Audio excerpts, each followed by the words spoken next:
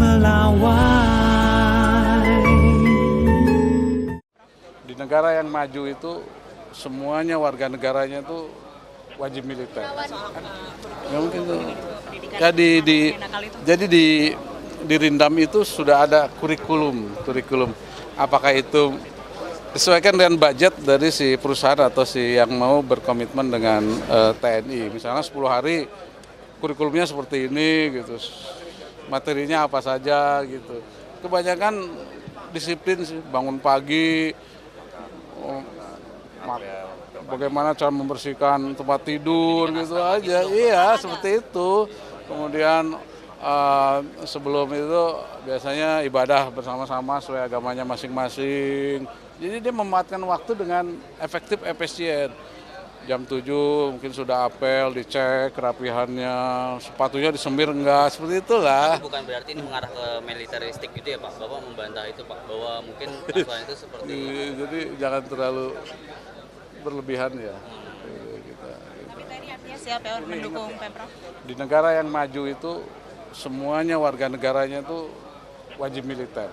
Anda berpikirnya seperti itu saja, ya Singapura, Korea, semua. Tapi terbuka ya kalau tidak hanya Jawa Barat saja, daerah lain juga mungkin akan menyusul. Ya tadi saya bilang, jadi waktu saya dan Rindam 2 itu perusahaan Bukit Asam ya itu punya PTBA itu punya MOU dengan Rindam. Setiap personil yang baru mau masuk PTBA ke saya dilatih di sekitar. Latihnya tadi itu dia maunya apa gitu. Kita ada rapat gitu. Oh saya pengennya ini dulu saya Asop Divisi 1 itu bahkan dari Kalimantan PT apa saya lupa ya. Saya lupa lah. Itu sampai tadinya mau PHK terus dia ceweknya ngobrol dengan saya, Pak Agus, saya punya masalah ini apa? Saya mau PHK 3.000 personil. Masalahnya apa Pak? Ya jadi penghasilannya menurun. Oke, kita bicara. Ternyata masalahnya waktu saja tidak disiplin gitu.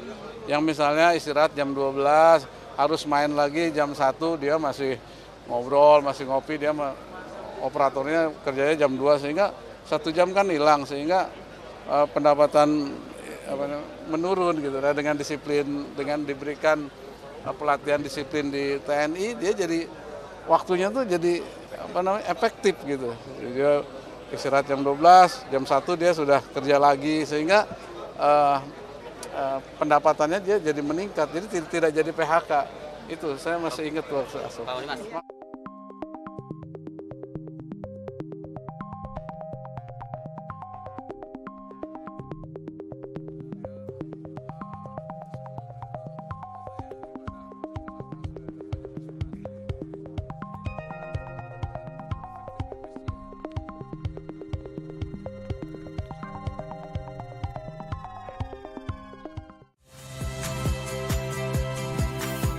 Saya Radi Saputro.